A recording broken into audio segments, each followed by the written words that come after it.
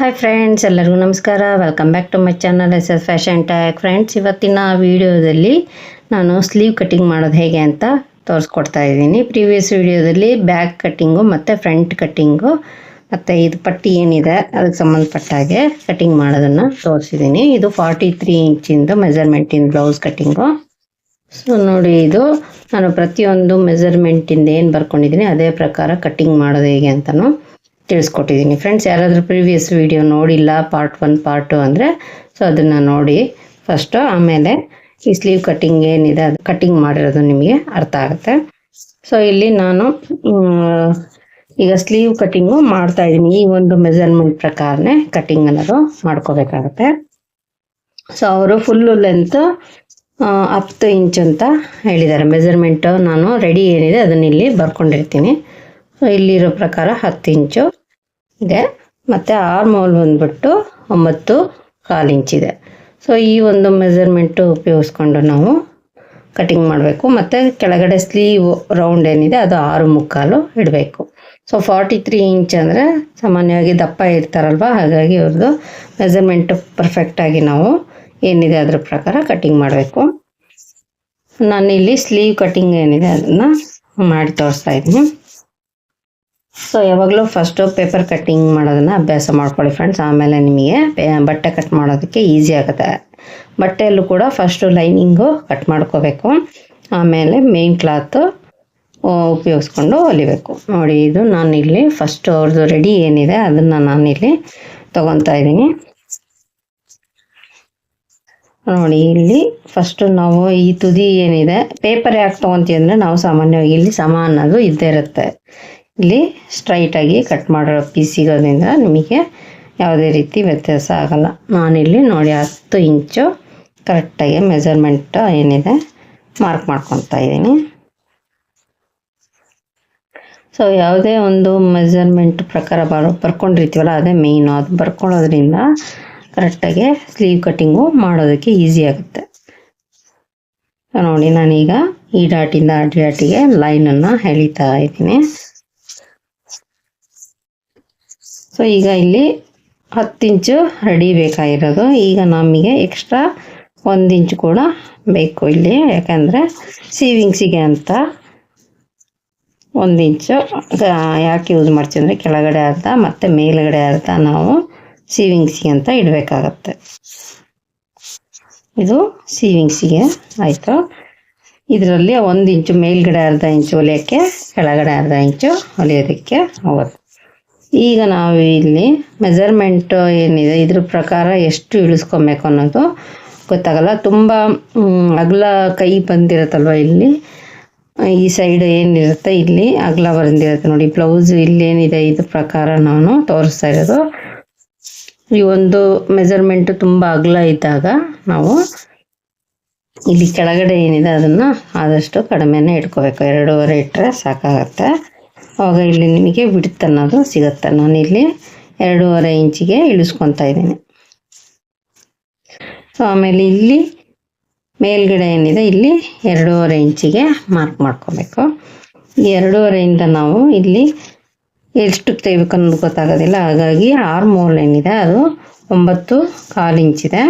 ಇವಾಗ ಅರ್ಧ ಇಂಚು ಲೆಸ್ ಮಾಡ್ಕೊಬೇಕು ನಾವು. ಈ 9.25 ಇಟ್ಕೊಳೋ ಬದಲು ನಾವು 8.25 ಇಟ್ಕೋಬೇಕು. ಸೊ 8.25 ಈ ತುದಿಯಿಂದ ಇಲ್ಲಿಗೆ ನಾವು ಮಾರ್ಕಿಂಗು ಮಾಡ್ಕೋಬೇಕು. ಸೊ ಇಲ್ಲಿಂದ ನಾವು ಅಲ್ಲಿ ಎಷ್ಟು ಬಿಟ್ಟಿರ್ತೀವೋ ಅಷ್ಟನ್ನು ಇಲ್ಲಿ ಬಿಡ್ಕೋಬೇಕು. 1.5 ಬಿಟ್ಟಿದೆ ಮಾರ್ಜಿನ್ನು, 1.5ನೇ ಬಿಡಬೇಕಾಗತ್ತೆ. ಈಗ ನಾವಿಲ್ಲಿ ಶೇಪ್ ಏನಿದೆ ಇದನ್ನು ತೆಗಿಬೇಕು. ಇಲ್ಲಿ ಮಾರ್ಕಿಂಗ್ ಮಾಡ್ಕೊಂಡಿದ್ವಲ್ಲ, ಇಲ್ಲಿಂದ ನಾವು ಜಸ್ಟ್ ಈ ರೀತಿ ಶೇಪ್ ಅನ್ನೋದನ್ನ ತೆಗಿಬೇಕು. ನೋಡಿ, ಈ ರೀತಿ ತಗೊಂಡ್ರೆ ನಿಮಗೆ ಇದು ಬಿಡ್ತು ಏನಿದೆ ಇದು ನಿಮಗೆ ಈಸಿಯಾಗಿ ಸಿಗುತ್ತೆ. ಬ್ಲೌಸ್ ಹೊಲಿಬೇಕಾದ್ರೆ ಪ್ರಾಬ್ಲಮ್ ಆಗೋಲ್ಲ. ನೀವು ಅಕಸ್ಮಾತ್ ಜಾಸ್ತಿ ಇಳಿಸ್ಬಿಟ್ಟು ಇಲ್ಲಿಂದ ಇಲ್ಲಿ ಮೆಜರ್ಮೆಂಟ್ ತೊಗೊಂಡಾಗ ಏನಾಗುತ್ತೆ, ಇಲ್ಲಿ ಟೈಟ್ ಆಗುತ್ತೆ. ಈ ಒಂದು ಕೈ ಮೇಲ್ಗಡೆಯಿಂದ ಇದು ಟೈಟ್ ಬರುತ್ತೆ. ಹಾಗಾಗಿ ಕೆಲವರು ದಪ್ಪ ಇರ್ತಾರಲ್ವ, ಅವ್ರಿಗೆ ಇದೇ ರೀತಿ ಮೆಜರ್ಮೆಂಟ್ ತೊಗೊಂಡ್ರೆ ಒಳ್ಳೆಯದು ಫ್ರೆಂಡ್ಸ್. 2 ಟಿಪ್ಸ್ ನಿಮಗೆ ಹೇಳ್ಕೊಟ್ಟಿದ್ದೀನಿ.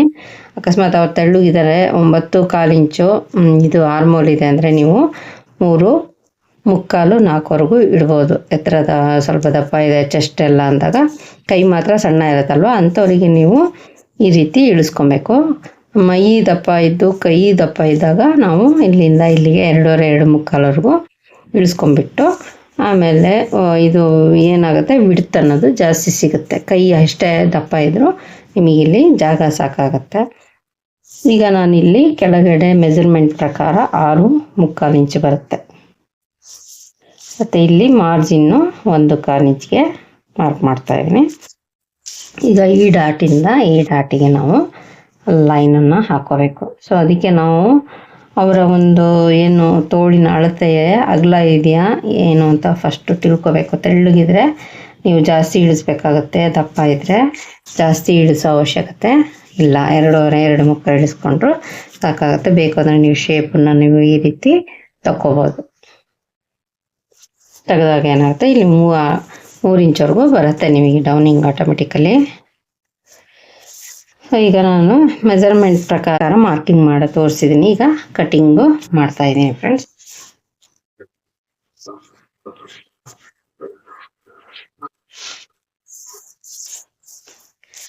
ಯಾವಾಗಲೂ ತೋಳು ಏನು ಶೇಪ್ ಇದೆ ಕೆಳಗಡೆನೆ ನಾವು ತಗೊಂಡ್ಬಿಟ್ಟು ಈ ರೀತಿ ಮಾರ್ಕಿಂಗ್ ಏನು ಮಾಡಿದ್ದೀನಿ ಅದ್ರ ಮೇಲೆ ಕಟ್ಟಿಂಗ್ ಅನ್ನೋದು ಮಾಡ್ಕೊತಾ ಇದ್ದೀನಿ. ಸೊ ಅವಾಗ ನೀವು ಇಲ್ಲಿ 1/2 ಇಂಚು ಹೊಲಿಯೋದಕ್ಕೆ ಅಂತ ಮೇಲುಗಡೆ ಹೋಗುತ್ತೆ, ಮತ್ತು ಇಲ್ಲಿ 1/2 ಇಂಚು ಕೆಳಗಡೆಗೆ ಅಂತ ಹೋಗುತ್ತೆ. ಅವಾಗ 10 ಇಂಚು ಅನ್ನೋದು ಪರ್ಫೆಕ್ಟ್ ಬರುತ್ತೆ. ಮತ್ತು ಆರ್ಮೋಲ್ ಏನಿದೆ ಅದು ನಿಮಗೆ ಪರ್ಫೆಕ್ಟಾಗಿ ಕೂರುತ್ತೆ. ನೋಡಿ ಇಲ್ಲಿ ಇಷ್ಟು ಬರ್ತಾ ಹೋಗುತ್ತೆ ಅವರಿಗೆ. ಸೊ ಈ ಒಂದು ಮೆಜರ್ಮೆಂಟ್ ಏನಿದೆ ಕರೆಕ್ಟಾಗಿ ಕಟ್ಟಿಂಗ್ ಮಾಡ್ಕೊಂಬಿಟ್ರೆ ಈ ಸ್ಲೀವ್ಸಲ್ಲೂ ಪ್ರಾಬ್ಲಮ್ ಆಗಲ್ಲ, ಪರ್ಫೆಕ್ಟಾಗಿ ಕೂರುತ್ತೆ ಫ್ರೆಂಡ್ಸ್. ಗೊತ್ತಾಯ್ತಲ್ವ? ಅಕಸ್ಮಾತ್ ಅವ್ರು ತೆಳ್ಳಗಿದ್ದು ದಪ್ಪ ಅಂದರೆ 43 ಇಂಚಿಂದ ಬಸ್ಟ್ ಸೈಜ್ ಇದ್ದರೆ ನೀವು ಡೌನಿಂಗ್ ಅನ್ನೋದು 3.25 4 ಇಡಬೇಕಾಗತ್ತೆ. ಬಟ್ ಇಲ್ಲಿ ಇವರಿಗೆ ಇಲ್ಲಿ ದಪ್ಪ ಇರೋದ್ರಿಂದ ಇಲ್ಲೂ ಕೂಡ ಜಾಗ ಬೇಕಾಗತ್ತಲ್ವ, ಹಾಗಾಗಿ 2.25 3 ಇಡಿಸ್ಕೊಂಡ್ರೆ ಸಾಕಾಗತ್ತೆ. ಸೊ ನಾನೀಗ ಈ ಒಂದು ಪ್ರಕಾರನೇ ಹೊಲಿದಿರೋದ್ರಿಂದ ಅವರಿಗೆ ಪರ್ಫೆಕ್ಟಾಗಿ ನೀಟಾಗಿ ಕೂತಿದೆ. ಎಲ್ಲೂ ಕೂಡ ಸುಕ್ ಅನ್ನೋದು ಬಂದಿಲ್ಲ. ಯಾರಿಗಾದರೂ ಈ ವಿಡಿಯೋ ಇಷ್ಟ ಆಗಿದರೆ ಪ್ಲೀಸ್ ಫ್ರೆಂಡ್ಸ್ ಲೈಕ್ ಮಾಡಿ, ಶೇರ್ ಮಾಡಿ, ಕಮೆಂಟ್ ಮಾಡಿ, ಹಾಗೆ ಸಬ್ಸ್ಕ್ರೈಬ್ ಮಾಡ್ಕೊಳ್ಳೋದನ್ನು ಮರಿಬೇಡಿ. Thank you for watching. Next ವಿಡಿಯೋದಲ್ಲಿ ನಾನು 28 ಇಂಚಿಂದು ಬ್ಲೌಸ್ ಕಟ್ಟಿಂಗ್ ಮಾಡೋದನ್ನು ತೋರಿಸ್ತಾ ಇದ್ದೀನಿ. ಅದು ಕೂಡ ಪಾರ್ಟ್ 1 ಪಾರ್ಟ್ 3 ಅವ್ರಿಗೂ ಬರುತ್ತೆ ಫ್ರೆಂಡ್ಸ್. ವೆಯ್ಟ್ ಮಾಡಿ ನೋಡಿ.